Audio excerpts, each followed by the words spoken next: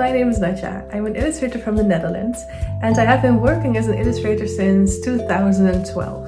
Well, today I'm going to tell you a bit about how I started working as an illustrator, and I'm going to browse through all of these sketchbooks with you, and hopefully that will show a bit about my process, and maybe I can even give you some advice on how to get started if you're just getting into drawing. I hope you'll like this video.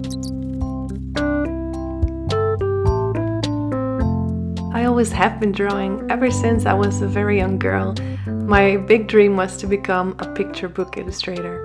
So I was always drawing a lot, all through elementary school, through high school and through college.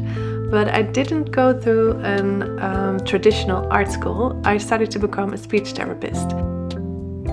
So I was always trying to learn to draw better by myself. I purchased a lot of drawing books, I did online tutorials, I posted a lot on drawing forums, and in 2013 I decided I was going to do a sketch a day challenge.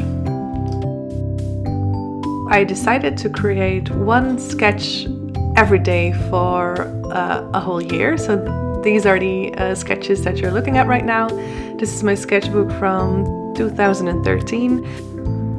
I can remember it was a pretty difficult challenge for me at that time because, well, firstly, I wasn't used to drawing every single day.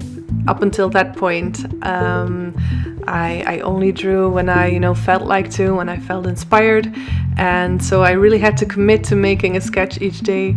I was really struggling with my drawing abilities, and a thing that was most difficult was to come up with a unique theme every day, so new concept, a new idea.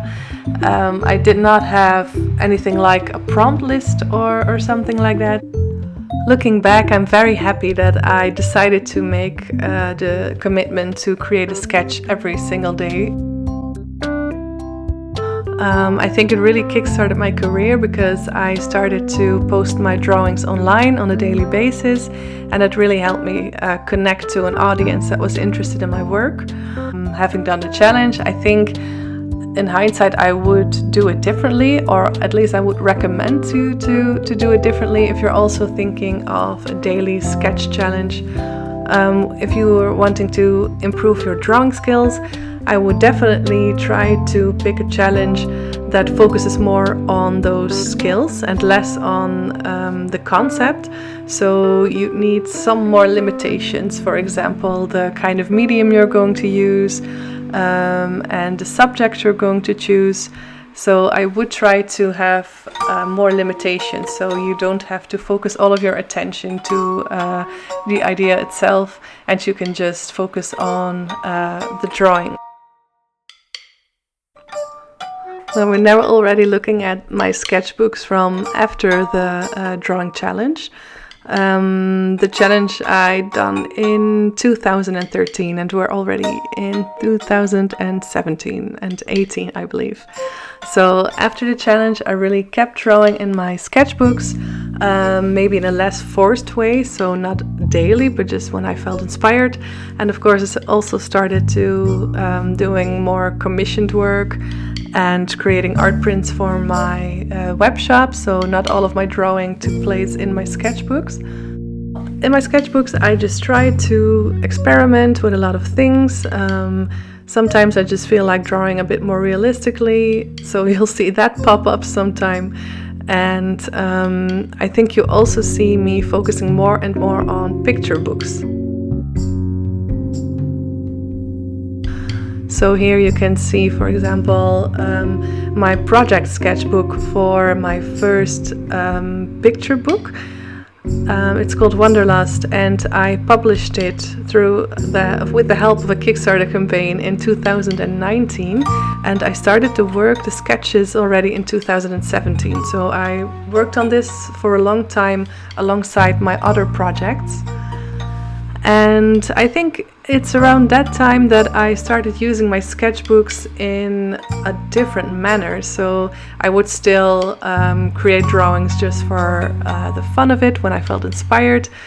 I also started using them more and more to create thumbnails and quick sketches to try out new compositions. I started to take notes. So I think there was a shift there in the use of my sketchbook from more like free drawing, just creating illustrations basically, to using the sketchbook in a more practical manner, to use as a reference, to try things out, to experiment.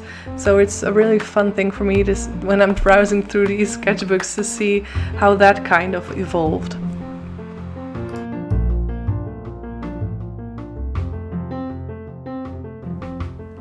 And here you can see a very quick browse through of my book Wanderlust.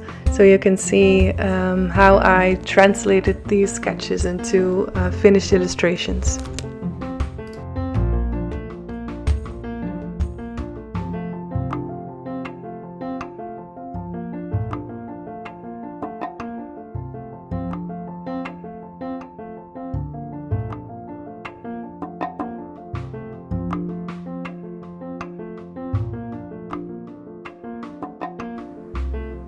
So from, I think, 2019, you can see I included more studies within my sketchbooks.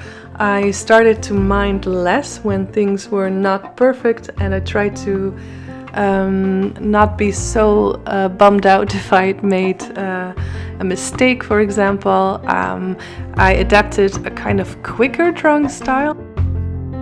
Well, you may have noticed that some sketchbooks overlapped in timing, so I would sometimes also keep a sketchbook for a different subject. So, for example, this one was more for like a portrait and fantasy art kind of thing, and I always keep circling around the fantasy art. I never pursued anything with this, but who knows, maybe I will someday.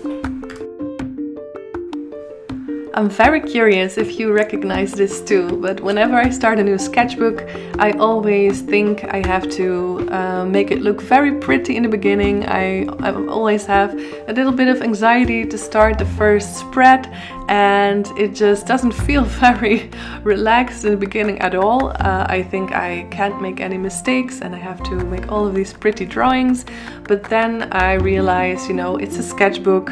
It should be about experimenting, and it should be about having fun while creating.